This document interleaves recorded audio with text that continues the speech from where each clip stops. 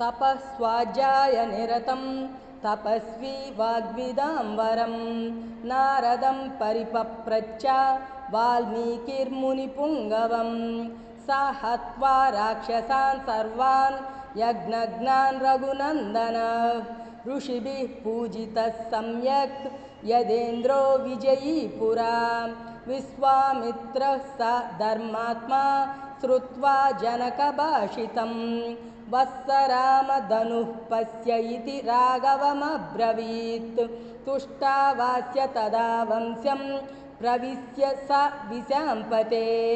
शयनीयं नरेन्द्रस्य तदा साज्यव्यतिष्ठत वनवासं हि संख्याया वासांस्याभरणानि च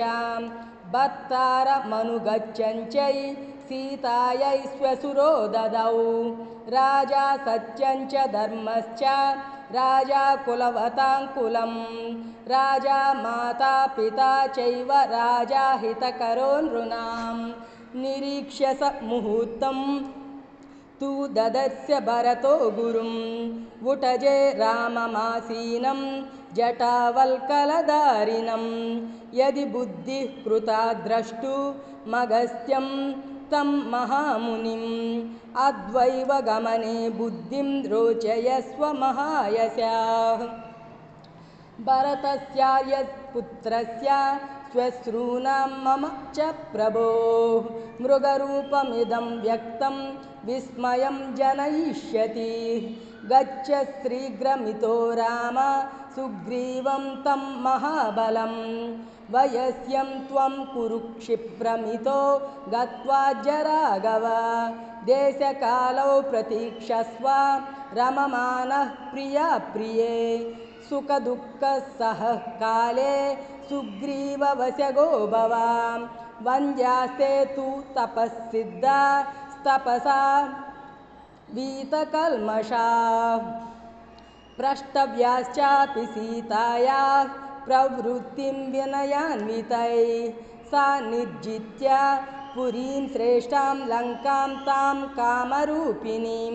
विक्रमेण महातेजा हनुमान् मारुतात्मजा धन्या देवाः स गन्धर्वा सिद्धाश्च परमर्षय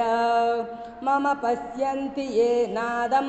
रामं राजीवलोचनं मङ्गलाभिमुखी तस्य सा तदासीन्महाकपे भूपतस्ते विशालाक्षी प्रयता हव्यवाहनं हितं महार्दं मृदुपूर्वसंहितं व्यतीतकालायति सम्प्रति क्षमं निशम्य तद्वाक्यमुपस्थितज्वर प्रसङ्गवानुत्तरमेतदब्रवीत् धर्मात्मा रक्षसां श्रेष्ठः सम्प्राप्तो यं विभीषण लङ्कैश्वर्यं ध्रुवं श्रीमानयं प्राप्नोच्च कण्टकं यो वज्रपातास्यनिसन्निपातान्न चुक्षुभे नापि चचाल राजा सा रामबाणाभिहतो भृशात्तश्चचाल चापं च मुमोच वीर यस्य विक्रममासाज्य राक्षसा निधनं गता तं मन्ये राघवं वीरं नारायणमनामयं न ते ददृशरे रामं दहन्तमरिवाहिनीं मोहिताः परमास्त्रेण गान्धर्वेण महात्मना प्रणम्य देवताभ्यश्च ब्राह्मणेभ्यश्च मैथिली बद्धाञ्जलिपुटा चेदमुवाचाग्निसमीपत चलनात् पर्वतेन्द्रस्य गणा देवाश्च कम्पिता चचाल पार्वती चापि तदा श्लिष्टा महेश्वरं दाराः पुत्राः पुरं राष्ट्रं भोगाचादनभाजनं सर्वमेवाविभक्तं नो भविष्यति हरीश्वर यामेव रात्रिं शत्रुघ्नः पर्णशालां समाविशत् तामेव रात्रिं सीतापि प्रसूता दारकद्वयं इदं रामायणं कृत्स्नं गायत्रीबीजसंयुतं त्रिसन्ध्यं यः पठेन्नित्यं सर्वपापैः प्रमुच्यते गायत्री रामायणं सम्पूर्णम्।